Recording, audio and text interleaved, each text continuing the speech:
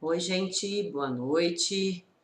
Estou aqui mais uma vez hoje com vocês para esse bate-papo aí informal que eu quero fazer sobre o tema alergia e intolerâncias alimentares. Muitas pessoas hoje estão com muita dúvida a respeito disso, muitos seguidores me pediram essa live hoje para poder entender um pouquinho melhor sobre esse tema. Então, eu estou aqui disposta hoje para poder sanando um pouquinho dessas dúvidas e respondendo dúvidas que vocês possam ter ao longo desse período, tá? Eu vou tentar deixar as perguntas para o final, porque eu acho melhor, né, para a gente poder não perder esse conteúdo, né, e eu não perder a linha de raciocínio, mas eu vou tentar falar mais. Ó, oi, gente, eu não estou conseguindo aqui, transmissão ao vivo. Aqui, cancela. Opa.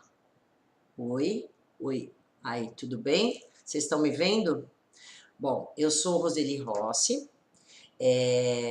Para quem não me conhece, sou formada aí já há quase 30 anos, sou nutricionista com especialidade na clínica funcional e fitoterapia e tenho um consultório aqui na Zona Leste, um consultório de nutrição, que atendo qualquer paciente no sentido de não é só criança, não é só adulto, não é só patologia, né? Eu atendo quem quer ser assistido por uma nutricionista, quem precisa ser assistido por uma nutricionista, quem quer melhorar sua alimentação ou tem já alguma patologia instalada e precisa ter, então, a nutrição como um tratamento. Eu diria que hoje todas as doenças, ou mesmo para quem não tem a doença, a nutrição é a base para a nossa saúde, para a nossa qualidade de vida, para a nossa longevidade. Bom, então, salvo aí as apresentações, eu vou começar então a discorrer sobre o tema, tá, gente? Então, nós vamos, em primeiro lugar, vamos dividir hoje esse conteúdo em 3 tópicos grandes. Primeiro, o que é alergia e o que é intolerância. Então, as diferenças de cada um, né? E quais as causas que podem estar surgindo para que isso aconteça, né? Por que dá alergia, por que dá intolerância, quais são os sintomas que a gente tem na alergia, quais são os sintomas que a gente tem na intolerância e o tratamento, tá? Então, as causas, os sintomas e os tratamentos. Em suma, é sobre isso que eu vou discorrer agora, tá bom? Então, as diferenças entre alergia e intolerância, as principais são as seguintes. Em primeiro lugar, a alergia envolve sistema imunológico, tá? Então, eu tenho um alimento que eu tenho alergia e eu vou ter que ter um anticorpo que vai combater a esse alimento alergênico. Já na intolerância, eu não tenho essa participação do sistema imune. O que eu tenho é uma deficiência de enzimas para digerir aquele alimento. Então, eu tenho alimentos que eu estou consumindo e que não têm condições de serem digeridos. Isso, aí eu vou ter a intolerância alimentar a esse ou aquele alimento, tá? A alergia, ela é imediata. Logo depois que eu acabo de comer, eu já vou ter uma reação alérgica, que pode até ser imediatamente ou até 2 horas. Já na intolerância, essa reação ela pode ser tardia. Pode, inclusive, durar 4 dias. Eu comi o alimento, eu posso ter reações a ele até 4 dias depois que eu consumi. Na alergia alimentar, eu tenho além disso, eu tenho uma síntese, uma produção de histamina. Histamina é uma substância como se fosse um antialérgico, que o nosso corpo tem para se defender. Na intolerância, a gente não tem a participação dessa histamina, tá? O que causa, os testes alérgicos a gente tem que caracterizam essa questão da alergia. Então, eu vou fazer um teste cutâneo para saber se eu tenho alergia ao leite ou se eu tenho alergia ao glúten. Já na intolerância, eu não tenho esses testes pela parte cutânea, pela pele. Os testes que a gente faz é pelo sangue. O que acontece também? O paciente alérgico, ele tem rejeição ao alimento, ele já lembra do alimento, ele mesmo, o corpo dele, a natureza é tão sábia que acaba expulsando já esse alimento, ele já tem uma recusa, ele expelia. Já na intolerância, são os alimentos que os pacientes mais gostam de comer, que eles são intolerantes, justamente intolerantes, porque eles comem muito, a frequência é grande, a quantidade é grande. Então, são os alimentos que eles mais se expõem, mais consomem. Então, tem essa grande diferença, né? 50% dos pacientes têm intolerância de diversos graus e dos mais diversos alimentos que vocês vão saber já já. Já a alergia já é um público mais restrito. Eu tenho de 1 a 2% de adultos e de 2 a 8% em crianças, tá?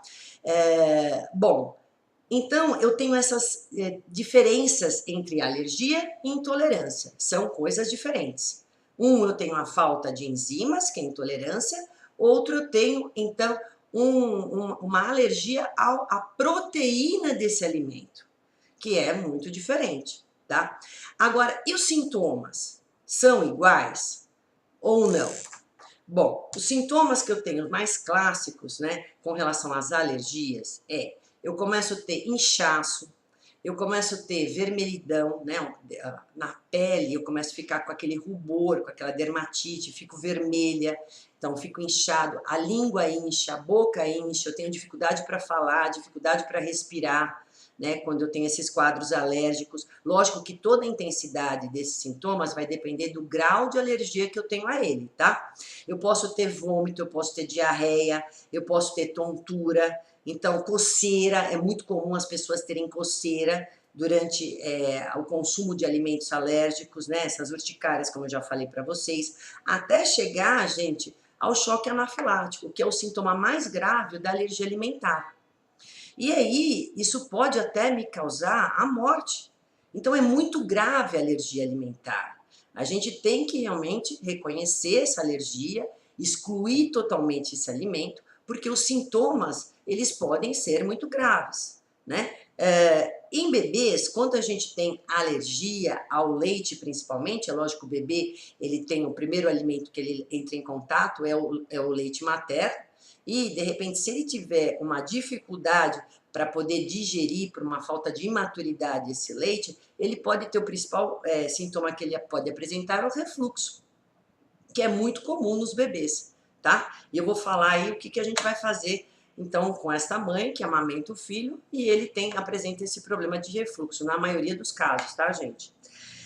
Com relação à intolerância, quais são os sintomas clássicos da intolerância? Bom, primeiro que assim, como a gente não tem um teste tão específico, tipo, não é tão comum as pessoas utilizarem testes para saber se tem intolerância a que alimento, ele é muito difícil o diagnóstico, é muito confuso. O paciente acha que ele tem 1000 coisas, nunca é intolerante a algum alimento. Então, os sintomas que às vezes ele apresenta quando vem aqui na clínica, ou os sintomas que os estudos demonstram ele começa a ter, primeiro, problemas gástricos intestinais. Então, às vezes ele tem azia, tem refluxo, ele pode ter dor de estômago, pode ter muita flatulência, quer dizer, muitos gases, inchaço no abdômen, ele vai ter assim uma má digestão, ou constipação, ou diarreia, tem náusea, é muito comum ele tem às vezes uma coceira até na garganta. Aí, casos mais graves, ou seja, com um diagnóstico mais tardio ainda, que demora para a gente diagnosticar quais são e se realmente, então, ele tem a intolerância, às vezes dor de cabeça, né, doenças inúmeras, às vezes, que a gente pode ter inflamatórias, que são decorrentes dessa falta de digestibilidade que a gente tem em determinados alimentos. Então, os primeiros sintomas são esses que a gente pode ter. E aí, depois vocês vão ver que, em virtude dessa má digestão desses alimentos, né, que são intolerantes, que a gente não consegue digerir, a gente vai ter uma série de outros sintomas decorrente disso, né? Porque quando eu tenho um alimento que não consegue ser digerido, e está aqui no meu intestino, ele vai ser um alimento que é fermentado por bactérias do mal, bactérias que a gente chama de patogênicas. Essas bactérias patogênicas, elas vão causar um crescimento maior, porque eu estou dando alimento para elas, então eu tenho uma proliferação maior de bactérias, no intestino delgado, que a gente chama SIBO, que é uma síndrome que a gente tem de um supercrescimento de bactérias do intestino delgado, e aí eu tenho cada vez mais esse estufamento causado por essas bactérias, e isso pode me causar uma permeabilidade intestinal, tá? E aí vai passar para a minha circulação um monte de toxinas, né? E aí eu vou ficar com uma endotoxicemia metabólica, né? Então um monte de toxinas, fungo, vão passar tudo para a circulação. E aí vão começar a causar estrago lá a nível sistêmico.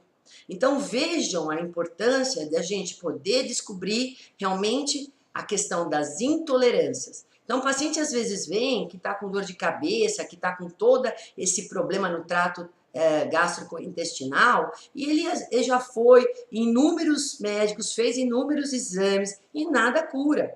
Mas por quê? Porque ele não identificou quais são esses alimentos. E aí o que acontece? Ele não excluiu esses alimentos, ele continua comendo, e como eu falei para vocês, é o alimento que ele mais come, mais se expõe, e mais problema isso vai causar para ele, né? E ele nem desconfia que seja, então, a questão alimentar.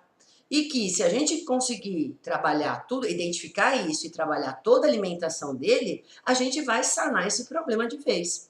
E vai conseguir sanar ou evitar uma série de patologias decorrentes disso. Então, esse é o principal, a principal coisa que hoje, em investigação, avaliação, que nós, como nutricionistas, temos que fazer quando o paciente chega ao consultório, gente.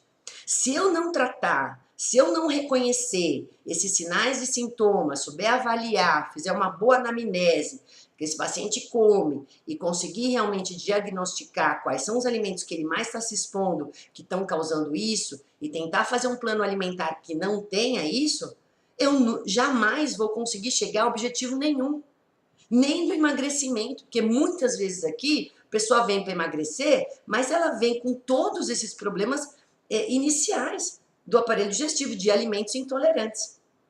Tá? Agora, é lógico, fora os sinais e sintomas, que para mim sempre eles são clássicos, ou seja, sempre são clássicos, eu diria melhor, dizendo melhor, né, gente? Eles são preponderantes, né, independente de qualquer sintoma, de qualquer exame, desculpe, se o paciente, ele já mostra, ele já reconhece, olha, eu tomo leite, ou eu como pão, eu sinto esse estufamento, esse mal-estar, esse, independente de dar o resultado no exame ou não, ele tem que ser excluído.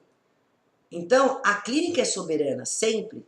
Agora, nós temos hoje, nos laboratórios e até em clínicas, os testes de intolerância alimentar, que a gente faz um rastreamento, né, que em clínica a gente pode fazer até 60 alimentos, já em laboratórios a gente faz até 220 alimentos, para poder saber se o paciente tem a intolerância e que grau ele pode ter dessa intolerância, que pode ser tanto fraco, médio ou alto.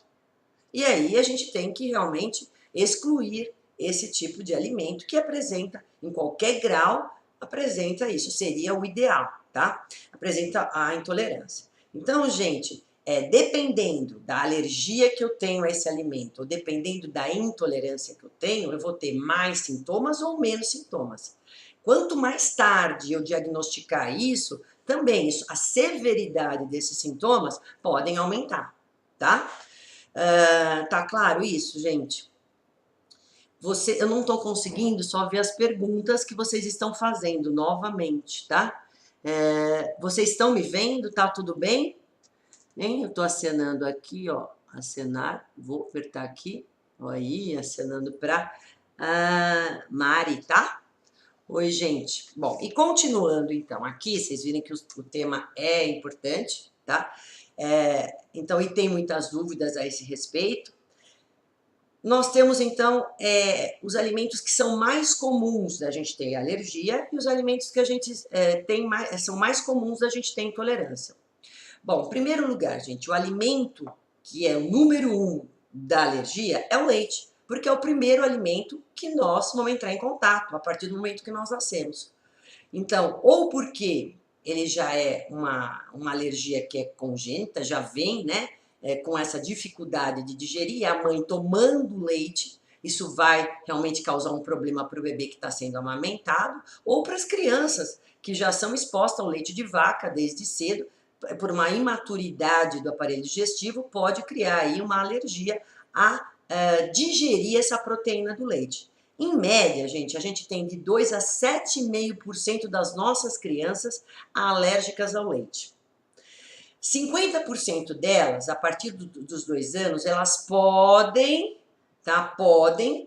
se tornar, então, não alérgicas mais. Mas daí tudo vai depender, né, de como é a alimentação dessa criança, do que ela está sendo exposta, de como está sendo, então, se a maturidade gástrica intestinal dela é suficiente para isso, e se convém ou não ela entrar com laticínios. Então, isso tudo a gente tem que investigar. Eu estou falando para vocês o que os estudos demonstram, tá? O segundo alimento, gente, é o ovo. Então, ovo é o segundo alimento mais alergênico. De 0,5 a 2,5 da nossa população é alérgica à proteína do ovo, que está presente em maior quantidade na albumina, que é na clara, tá?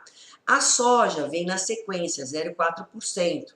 Né? Antigamente a gente consumia mais soja. Hoje, até pela questão da transgenicidade, as pessoas estão evitando um pouquinho a soja e os derivados, mas ela tem a sua importância aí no grau de alergia, como alimentos alergênicos. O amendoim, ele causa uma alergia principalmente pela exposição mais precoce a ele, então já desde cedo a criança não tem maturidade digestiva, às vezes ela se expõe a esse alimento, os pais já dão para ela, e tem muita micotoxinas, né, toxinas na semente, não só no amendoim, gente, mas nas sementes de uma forma geral, elas são armazenadas em lugares que tem muita contaminação por fungo, muita umidade, então precisa ter muito cuidado, né, na hora de consumir, aonde vai comprar, onde vai armazenar isso. E se vocês dão isso para uma criança que tem menos capacidade de digerir, de absorver, pode causar realmente uma alergia por esses alimentos. São cuidados para a exposição, principalmente em crianças, né? E além disso, os peixes e frutos do mar. Também aí estaria nos alimentos mais alergênicos, tá? São os principais. Agora, no que se refere à intolerância, gente, a gente tem também, né, que é mais a parte glicídica do alimento, não tão proteica, a gente tem aí como principal a intolerância à lactose. O que é lactose, gente? É o açúcar do leite. Enquanto a alergia do leite, como eu falei para vocês, o problema está na proteína, que é na caseína, na lactoalbumina, na lactoglobulina, então é proteína que que dá alergia. Na intolerância, eu tenho o problema no açúcar, que é na lactose.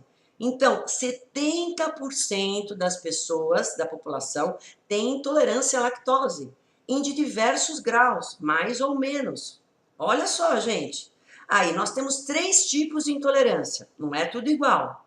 Nós temos a intolerância primária, que a gente sabe que os estudos demonstram que a partir dos 3 anos a gente começa a diminuir a produção dessa enzima, que se chama lactase.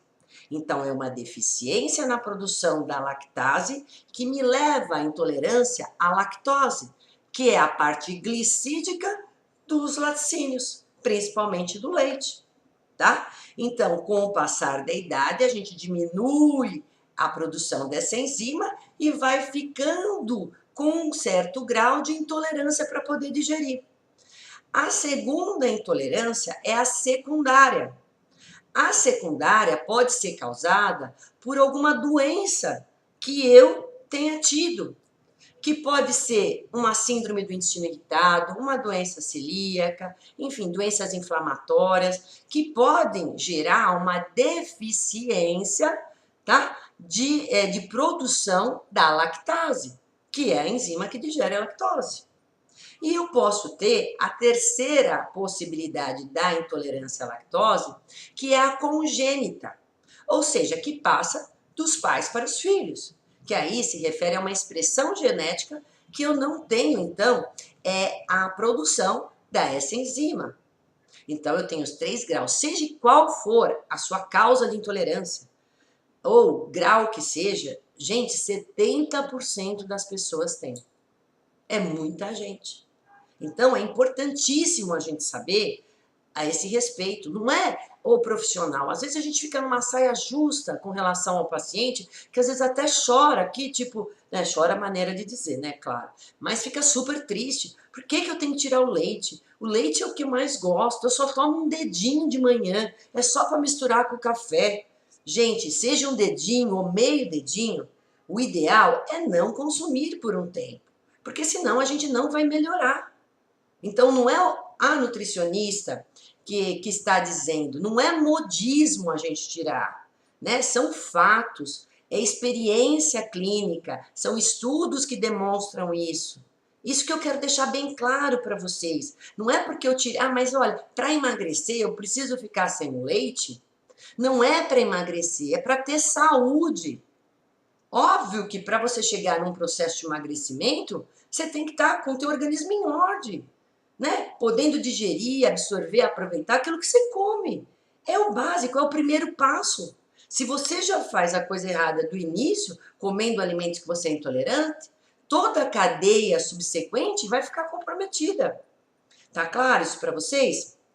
Tô com óculos porque eu tô com uma colinha, tá, gente? E eu não consigo ler nada. Bom, enfim, daí nós temos o quê? A sensibilidade ou a intolerância ao glúten, que não é a doença celíaca, é diferente. Então, pacientes sensíveis ao glúten não devem comer trigo, aveia, centeio e cevada, mas principalmente o alimento que a gente mais se expõe é o trigo. Aveia, centeio e cevada, a menos que seja um beberrão de cerveja. Mas o alimento que a gente mais se expõe, quem são? A farinha de trigo, que está no pão, no biscoito, no bolo. Então a gente cria uma sensibilidade, uma intolerância para poder digerir esse glúten. E aí nós vamos ter vários sintomas decorrentes, como eu acabei de mencionar isso para vocês. Então não é doença celíaca, que a doença celíaca é de caráter genético, tá? É diferente. A gente tem muito mais pessoas que têm sensibilidade ao glúten do que pessoas que são celíacas, tá? Bom, muito bem. 5% das pessoas têm aí um comprometimento com relação às doenças celíacas. Agora, grande parte tem sensibilidades ao glúten, né? Terceiro, também é o ovo. A gente tem intolerância para digerir o ovo. Por quê? As pessoas pararam de comer o queijo, porque grande parte, como eu falei para vocês, tem problemas com relação a queijo, a laticínios. Já descobriram isso, enfim, então vamos tirar o leite aí. Aí pararam de comer o queijo, né? E aí se voltaram para o ovo. E aí, às vezes, gente, a exposição demais, a frequência, a quantidade que eu me exponho a determinados alimentos, e aí é lógico, sem fazer os reparos, né, o tratamento no aparelho trato digestivo, como eu vou explicar para vocês, direito, eu vou começar a ter dificuldade, falta de enzimas para digerir outros alimentos. E aí, na sequência, o que eu mais se exponho é o que eu vou tornar-se intolerante. Mas tudo começou, talvez, com leite. Sempre tem um grande vilão. O gatilho, gente, que pode ser o glúten, que pode ser o leite, ou pode ser ambos. E aí você começa a ter intolerância por demais alimentos. Mas por quê? Porque não corrigiu já o inicial, não corrigiu o aparelho digestivo antes. E aí começa a ter essa dieta monótona, se joga consome muito um determinado alimento e começa a ter problema com relação a ele. Então, o terceiro é o ovo. O quarto são os grãos. Feijão, ervilha, lentilha, grão de bico, soja, como eu já falei para vocês. Então, não consegue digerir, tem falta de enzimas. E aí o que acontece? Começa a fermentar, começa a dar gases, né? Começa a não conseguir digerir esses alimentos. E vai começar a causar uma série de problemas e de sintomas. Em virtude disso, as oleaginosas também têm a sua culpa aí de intolerância. Como eu falei para vocês, além da grande parte delas estar contaminada, a gente tem aí, às vezes, muita exposição a elas, né? E aí eu posso criar um problema, porque ninguém consegue comer 2 castanhas do Pará, ele quer comer um monte de castanha, ele quer comer um monte de amendoim. Então, é lógico que aí, eu tenho pacientes que às vezes falam, eu como de jantar um saco de amendoim todo dia. E o paciente empipocava, Ele tinha vermelhidão pelo corpo e não sabia por quê, né? Porque ele achava jamais que poderia ser aquele saquinho de amendoim inocente que ele comia toda noite. Então, às vezes, é o alimento que ele menos desconfia. Mas, enfim, são só exemplos que eu estou citando aí para vocês. E a gente tem também os food maps. Food maps são carboidratos que também não são digeríveis, eles são fermentados, e eles vão ser fermentados por bactérias do mal. E isso pode causar uma série de sintomas. Então, a gente pode criar uma intolerância pela capacidade de digerir esses alimentos, eles serem fermentados. E o Food Maps é em inglês, quer dizer oligosacarídeos, disacarídeos, monossacarídeos ou polióis que são fermentados pelo nosso organismo. Eu vou dar alguns exemplos para ficar mais fácil para vocês.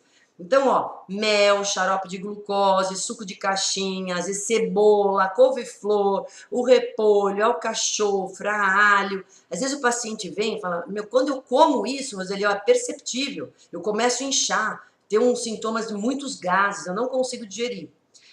Porque ele está intolerante, né, na digestão desse tipo de alimentos, que é a parte, então, desses açúcares, né, vamos dizer assim, mono, sacarídeo, oligosacarídeo, que não estão conseguindo ser digeridos no aparelho digestivo, no intestino. E aí, me perguntaram até assim, algumas pessoas que mandaram perguntas antes, por que, Roseli, que o leite hoje é tão polêmico, as pessoas hoje estão com tanto problemas com relação ao leite, como tanto na alergia, mas principalmente na intolerância, né, que eu quero me referir mais, que a gente tem muito mais pessoas aí intolerantes, né? Eu diria que as intolerâncias, eu não sei se eu dei esse dado antes para vocês, ela chega a 50% da nossa população tem algum grau ou tem mais do que um alimento que é intolerante para poder digerir. Enquanto as alergias, como eu falei para vocês, é de 1 a 2%. Então a diferença é muito grande. O leite, gente, ele não é mais o leite que a gente consumia lá atrás, há 20, 30 anos. Hoje em dia, as nossas vacas, elas estão sendo confinadas. Elas sofrem um estresse físico, um estresse psicológico, elas têm que dar leite o tempo inteiro. Então, se dá antibiótico, se dá muito hormônio para essa vaca, a ração está contaminada, a gente tem aí todo o processo industrial desse alimento que compromete também esse produto. Então, realmente não é um alimento, uma proteína de fácil digestibilidade. Por isso que ele está causando tanto problema, principalmente para quem se expõe. Às vezes o paciente não percebe, mas ele toma um dedinho de leite de manhã, aí ele toma um iogurte no meio do dia, aí ele come o queijo não sei que hora, aí ele vai e come outra vez o queijo de noite. Ah, de noite antes de dormir eu faço um copo de leite. E aí, mas é desnatado. Gente, não tem nada a ver se ele é desnatado, se ele é integral, se ele é semi. Ele é leite de caixinha, é tudo igual, né? Não tem essa. E aí, quem tem problema com relação realmente à proteína, não adianta só tirar a lactose. Agora, mesmo que eu vou tomar um leite lacto-free, porque eu tenho intolerância à lactose, não esqueçam que ele está na caixinha, que ele passou por um processo industrial, homogeneização desse leite, que ele já tem aí compostos diferentes, né, que ele tem aditivos químicos. E vocês sabem que, eu sempre digo, que quanto mais durabilidade tem o alimento, menor é a vida de quem come esse alimento, que dura demais, porque ele causa muito problema para a nossa saúde. Nós não estamos preparados para poder digerir esse tipo de alimento que é processado ou que é ultraprocessado. A gente está se expondo demais a isso. E, em contrapartida, se expondo de menos, consumindo muito pouco ou quase nada de alimento natural, de alimento de verdade, de comida caseira. Eu falo que o grande trabalho hoje, principalmente eu posso falar por mim, como nutricionista, é resgatar a comida caseira. Mesmo que fácil, gente, prática. Eu sei que essa mulher trabalha fora, ela quer cuidar da casa, quer cuidar da família, quer ter uma alimentação saudável, quer ficar bonita, quer ficar esbelta, mas vamos tentar planejar, se organizar para poder, então, se oferecer para toda a família alimento de verdade, mais frutas, vegetais, menos alimento de caixinha, inclusive o leite. Eu não quero fugir muito do tema, é que eu me empolgo demais quando eu vou falar isso. né? E as pessoas estão muito preocupadas em, esse cookie é bom, esse leitinho é bom, isso aqui é bom, essa barrinha é legal. Gente, vai lá na barraca da feira, vai comprar, se vocês puderem, até orgânicos, mas veja, procura saber qual fruta está na sazonalidade, para saber qual é a melhor e mais barata que vocês vão encontrar, qual é a cenoura mais legal, se puder orgânica, o tomate, o espinafre, o agrião. Isso que vocês têm que se preocupar. Não é tanto em alimento industrializado que está saindo por aí, que aí você vai ver o rótulo, está cheio de corante, aditivo, conservante, adoçantes. E aí é lógico, vai dar um problema que está causando para a gente. Então, menos exposição a alimentos industrializados e mais consumo de alimento de verdade. Isso já bastaria para a gente diminuir o grau das intolerâncias alimentares.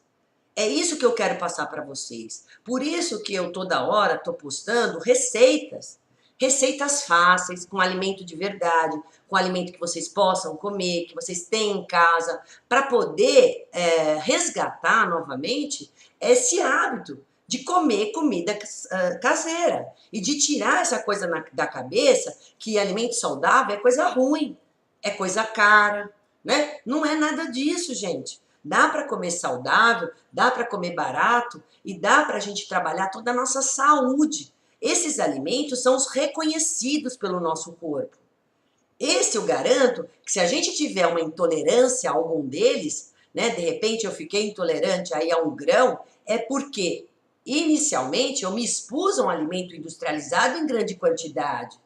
Porque minha alimentação está repleta de aditivos, de corantes, né, que vão realmente causar uma sobrecarga em todo o meu aparelho digestivo e vão me causar uma inflamação de baixo grau. E aí, todo esse alimento, gente, que não é digerível, nós temos a intolerância, ele vai causar, como eu falei para vocês, uma superprodução dessas bactérias e elas vão causar uma inflamação e vão causar uma permeabilidade do nosso intestino. Bom, causou uma permeabilidade, mas por quê, Roseli? O que tem que ser o intestino? Ele tem que ser, gente, impermeável. O nosso intestino ele tem que ser uma peneirinha fina. Só pode passar para a circulação aquilo que já foi muito bem digerido. Mas quando a gente consegue fazer essa alimentação toda bagunçada, cheio de alimento industrializado, que tem o doce, o carboidrato refinado, os farináceos, junto com gordura, que são difíceis de digestão, que eu não consigo ter enzimas para digerir isso, eu vou causar o quê? Como se fosse um maiô, sabe aqueles maiôs que já estão velhos, que começam a ficar todo furados, todo esgarçado? Assim vai ficar seu intestino. Então, essas pontes que tem que ficar para unir célula com célula bem juntinhas, elas começam a ficar assim, ó. E aí começa a passar para a sua circulação um monte de toxinas, de tranqueiras que não eram para passar. E o que causam isso? Podem causar, primeiro, gente, resistência insulínica. Né? Então, vocês vão começar a ficar com mais açúcar na circulação. A maior causa de resistência insulínica é a permeabilidade intestinal. E aí, levar ao diabetes. Podem também aumentar o risco de esteatose hepática, gordura no seu fígado. Tá assim de gente com problema de esteatose hepática. Não é muito incomum, é muito frequente a gente encontrar isso. Então, isso pode levar a problemas a nível sistêmico. Por que eu fico inchada? Por que eu fico toda hora com esse muco, toda hora com rinite, sinusite, dor de cabeça, uma falta de energia, indisposição? É lógico, você está com todas essas toxinas ali na sua circulação. E teu corpo, e teu fígado vai ter que dar conta de eliminar tudo isso. Né? Então, você vai sobrecarregando. E aí você não vai comendo comida que ajuda nesse processo. Não, você vai pondo mais esse tipo de alimento que é altamente, que você não consegue digerir, que não tem nada de nutriente, que não tem nada de vitamina, que não tem condições, matéria-prima para poder te ajudar. Não só trabalhar todo o aparelho digestivo, mas também a te desintoxicar. E a voltar essa impermeabilidade intestinal. Tá claro isso para vocês, gente? Né? Eu não quero ser muito terrorista, nem quero assustar todas vocês, mas é isso, é o que eu mais atendo no consultório. Dificilmente eu não pego aqui paciente, vou dizer, no mínimo é um por dia. É o mínimo. Mas grande parte vem aqui com um monte de outras causas, né? Já querendo emagrecer, querendo mudar a composição corporal, mas eles não identificam que se eles têm esse tipo de problema, eles não enxergam isso, na verdade. Lógico, é uma falta de informação, às vezes eles não têm não detêm dessa informação que eu estou passando para vocês. E aí ele falou, olha, não, mas eu tenho um probleminha gástrico só, e eu fui no gastro, ele mandou tomar esse antiácido para o resto da vida. E aí, quando eu tenho problema, ó, só quando exagero, eu vou tomando. Eu tomo outras coisas além disso. Eu tenho um problema intestinal, uma constipação, que olha, eu tomo isso, aquilo, e aí eu consigo emagrecer. Eu não vou ficar falando para vocês, mas vocês mesmas sabem. E seja o complexo 46, e seja a Naturete, seja isso, e seja aquilo.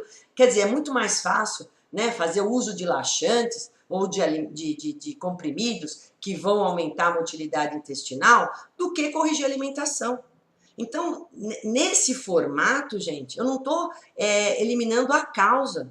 Eu só estou tratando paliativamente sintomas. E eu vou estar aumentando cada vez mais esse problema se eu não corrigir de fato, não tratar de fato essa questão da intolerância alimentar, tá? Bom, gente, vocês sabem que até duas substâncias que são, até o nome delas são super feias, quando a gente não consegue digerir proteínas e alimentos mal digeridos, a gente tem a putrescina e cadaverina, olha só o nome delas. Aí quem faz pum fedido não sabe por quê, né? Por quê? Porque essas proteínas vão putrefando no intestino. Olha que horror! Imagina então eu ficar, tem pessoas que ficam 3, 4, 5 dias sem evacuar, sem conseguir eliminar, né, com o intestino parado. Então imagina eu pegar, né, o intestino, comer esses alimentos ainda tranqueira, lixo, e não conseguir ter vazão a isso. Eu vou criar um ambiente totalmente comprometedor, inflamatório, né? Então olha só, minhas proteínas vão começar a apodrecer. E essas bactérias do mal, então, vão começar a se proliferar. A isso a gente dá o nome de disbiose intestinal, tá? Então, a disbiose intestinal é um desequilíbrio, né, que eu tenho entre bactérias do mal e bactérias do bem. Na verdade, o ideal para a gente ter saúde é a gente ter sempre um equilíbrio entre essas bactérias. Eu tenho que ter bactéria do mal, mas eu tenho que ter uma quantidade suficiente de bactérias do bem.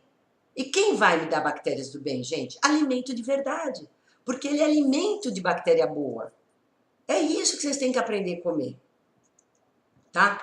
Então, olha, excesso de aditivos, excesso de adoçantes, tudo isso vai comprometer toda essa flora intestinal, vai causar permeabilidade e vai causar mais problemas dessa ordem que eu disse para vocês. Bom, então, as causas eu já falei para vocês, que é, então, esse excesso de alimento industrializado, tá processado, e em contrapartida, essa dieta, então, com a falta de alimentos de verdade, essa monotonia. Não, eu não me enjoo. Olha, doutora Roseli, pode colocar todo dia a mesma coisa, que eu não me enjoo. Eu tomo todo dia esse café da manhã, café com leite, pão e manteiga. Isso, para mim, é isso que eu adoro, é isso. O cara a vida inteira toma isso. Ele não consegue ter uma dieta diversificada. Então, além de alimentos intolerantes, né, que talvez ele já tenha criado aí a sensibilidade ao glúten e a intolerância ao leite, ele ainda consome todo dia isso. Então, dieta monótona, exposição a alimento industrializado e pouca comida de verdade. Essas são as grandes causas da intolerância, principalmente. E como eu falei para vocês, os diversos graus aí dessa intolerância. Bom, agora o que a gente faz, então, para a gente poder tratar? No caso da alergia, a gente tem que excluir o alimento alergênico. Não tem outro tratamento. Eu não vou comer mais, eu não posso me expor mais a esse alimento, tá? Eu excluindo, eu já vou trabalhar, já vou conseguir não ter mais aqueles sintomas, né? Mas fora isso, eu também tenho que pensar em melhorar o sistema imunológico dessa pessoa, porque caso ela venha encontrar outra vez, às vezes por falta de informação com esse alimento, ela tem que estar com o sistema imunológico dela bem fortalecido. E vou também trabalhar com falando em sistema imunológico, com toda a microbiota intestinal. Por quê? Porque o nosso intestino é o que mais importante, é o órgão mais importante para nos defender. Então, não dá para falar em melhorar o sistema imunológico se a gente não melhora a nossa microbiota intestinal. Então, eu tenho que melhorar a microbiota intestinal, fortalecer meu sistema imune, ver como está a minha vitamina D, tudo isso vai me ajudar, né? E remover esses alimentos alergênicos. Em contrapartida, remover também, além dos alergênicos, os alimentos inflamatórios. Quem são eles? Gordura saturada, gordura hidrogenada, gordura trans, né? Essas gorduras porcarias, os carboidratos do mal, né? Esses carboidratos refinados, os farináceos, né? Os doces, os açúcares, os aditivos, os corantes, os adoçantes, né? Então, cuidado, gente, com tudo isso que eu já falei para vocês. Eu não quero ser repetitiva, tá? Então, eu também tenho que tirar esses alimentos industrializados ou comer o mínimo possível. Eu também já disse aí para vocês em lives atrás que o de vez em quando é uma coisa, agora o todo dia é outra coisa. E quantidades grandes é pior ainda, né? Então, cuidado com esses embutidos, né? Seja aí, mas é peito de peru. Não tem nada a ver, gente, é embutido. Ah, mas é o hambúrguer não sei das quantas congelado. Gente, são alimentos ultraprocessados. De nutriente, eles não têm nada. Então, paciente que tem alergia alimentar, ele tem que excluir isso, tá? Agora, e para mim poder, então, restaurar, reparar todo esse revestimento de endotélio, de tecido que reveste todo o aparelho digestivo. Trabalhei sistema imune, trabalhei microbiota, excluí esses alimentos alergênicos, excluí alimentos inflamatórios. Aí eu vou cuidar desse paciente, da saúde dele. Bacana! Esse é o que eu faço, o protocolo para os alergênicos, né? Então, é isso aí. Muito bem, gente. Quando vai comer fora, pergunta, olha, eu não posso comer, sou alérgica a ovo, por exemplo. Então, eu tenho que ver, porque às vezes eu tenho ali algum alimento que está escondido o ovo. Então, eu preciso estar sabendo, me informando, né? Ah, mas só hoje, dependendo do seu grau de alergia, pode te dar, sim, um problema, tá? Nas medicações, leiam bula. É obrigado a ter isso na bula. Leiam o rótulo de alimento. Gente, olho atento, vocês têm que andar com lupa, eu sei. Porque paciente como eu, por exemplo, que não enxerga, toda vez os rótulos estão ficando cada vez menores, então a gente está tendo um grande problema com o paciente alérgico. Né? Nem sempre a indústria colabora com a gente com aquelas letrículas minúsculas, assim como bula de medicamento, tá? E de suplemento, para quem faz uso. Muito cuidado, porque tá cheio aí de suplemento que tem esse tipo de componente, tá? Agora, intolerância, como é que a gente faz para tratar? Bom, veja bem, a gente vai trabalhar a intolerância, que eu falo com 6 R's. Esse é o protocolo para a gente trabalhar a intolerância. Por que 6 R's, gente? O primeiro R é remover o alimento que você é intolerante. Esse a gente tem que remover. Ah, mas mesmo que deu fraco, que meu sintoma é leve, o ideal de 3 a 6 meses é remover. Isso é o protocolo correto, tá? Depois, a gente vai ter que reparar esse epitélio intestinal. Por quê? Porque, como eu falei, ele está inflamado. Então, a gente pode usar aí o colágeno, uma glutamina, tudo isso tem que ser prescrito por um profissional. Então, já eu ficar sem esse alimento intolerante, já vai me ajudar a me restaurar, a reparar isso, tá? E depois, o terceiro é recolocar enzimas digestivas. Por quê, gente? Se eu falei que eu tenho deficiência enzimática e por isso que eu me torno intolerante, eu preciso dar enzimas. Seja a amilase, para digerir o amido, a protease, para a proteína, a lipase, para as gorduras, tá? Bromelina, papaina, isso tudo me ajuda a fazer com que haja, então, uma facilidade para digerir um trato gastrointestinal, os alimentos que eu vou estar comendo. Então, vai facilitar o trabalho dele. E ele facilitando o trabalho dele, ele vai conseguir se restaurar mais rapidamente. Depois, eu vou recolonizar com probióticos. Não é Yakult, né? Então, hoje a gente tem cepas, quantidade adequada, variedade de cepas, de lactobacilos, de bifidobactérias, que a gente vai estar colocando aí para esse paciente tomar, pode ser em cápsulas, pode ser em sachê, para a gente poder estar ajudando aí. O kombucha, o kefir, eles também ajudam, tá? Eles também têm, são culturas que a gente tem aí que pode ter de probióticos. Só que o problema, o kefir, quem tem problema com leite vai fazer em água, ou pode fazer no leite de coco. O kombucha já é em chás, né? Geralmente o chá verde. Então a gente pode estar usando isso também como recurso, mas às vezes só a quantidade dessa bebida, às vezes é insuficiente no primeiro momento. Então a gente tem que ministrar probióticos em quantidades satisfatórias, tá? Que tem que ser prescrito por um nutricionista. Bem claro isso para vocês. Depois, reequilibrar o estilo de vida dessa pessoa. Ela tem que comer certo num todo, desde da primeira hora que ela já acorda. Não é só um momento do dia, não é só pensar em remover aquele alimento, não excluir, e o restante do dia.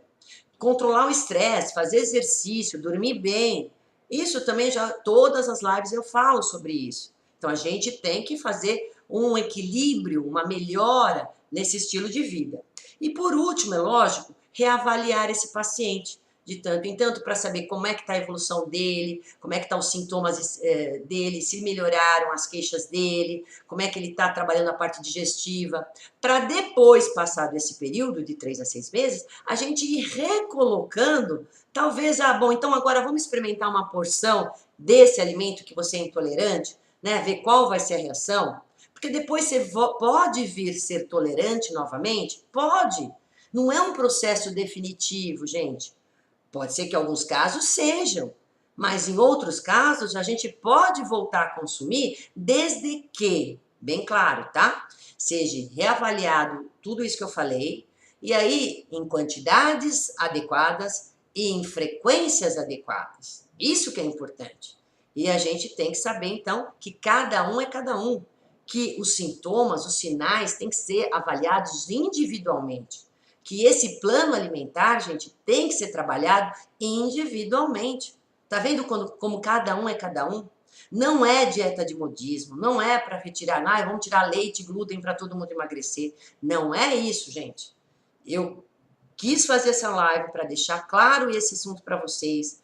Eu espero ter sido claro o suficiente para a gente poder, então, estar trabalhando de forma eficaz, eficiente, dando mais saúde, mais qualidade de vida ao paciente. A gente pode trabalhar, inclusive, com coisas naturais a nível digestivo. Eu falei de enzimas, mas não vou esquecer aí que espinheira santa é um chá que eu trabalho demais, uma coisa barata aí para vocês poderem estar fazendo uso, que ele melhora toda essa proteção de mucosas internas aí que a gente tem do aparelho digestivo.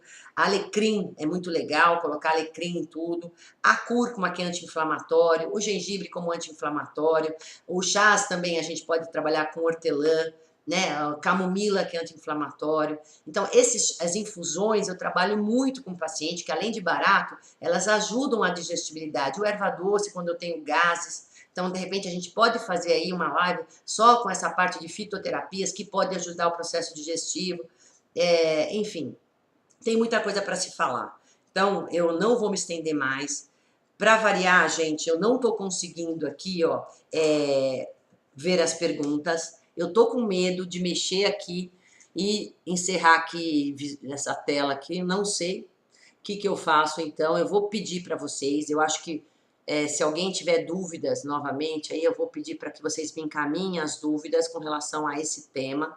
Eu tive essas 2 perguntas aí que me encaminharam antes, foi a questão do leite, que eu já expliquei, e se comer 3 ovos todo dia, não sei quem fez essa pergunta, pode causar algum problema de alergia? Pode, como eu falei para vocês, depende, não é que pode, depende dessa pessoa. Se ela se expor demais a um determinado alimento, não é só o ovo, gente. Em contrapartida, ela fazer essa dieta monótona, comer demais esse alimento, em contrapartida não ter alimentos muito caseiros, não consumir muito alimento de verdade, ela pode criar um problema digestivo, por falta de enzima digestiva para digerir esse alimento, tá? Então, vocês podem criar isso em virtude de se expor demais a um determinado alimento e não comer a comida de verdade em maior quantidade. Ok, gente? Eu vou encerrar por aqui. Eu agradeço aí a participação de todas vocês. Aceito sugestões para as próximas lives. Eu espero que estejam sendo úteis para vocês. Esse bate-papo aqui nosso. Agora eu vou tirar o óculos. esse bate-papo nosso, né, informal, eu tento fazer, porque eu sei que muitas de vocês não têm acesso a vir aqui à clínica, mas eu espero ter ajudado de alguma forma. Um beijo grande, quero dizer que a live então fica aí no ar por 24 horas, tá, gente? Até, um beijo e até a próxima, né? Vamos tentar aqui encerrar. Um beijo, tchau. Obrigado pela participação de cada uma.